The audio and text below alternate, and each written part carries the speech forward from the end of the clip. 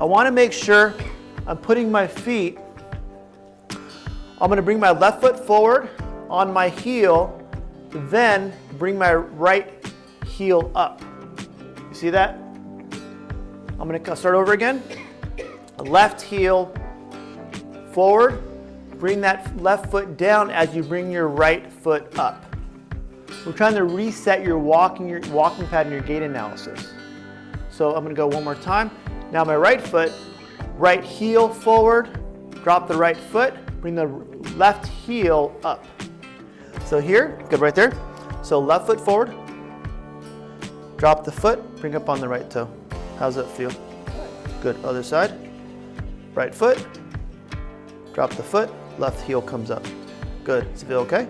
Good. So now take a couple steps in that with doing that same thing. Holding on. How does that feel? Good.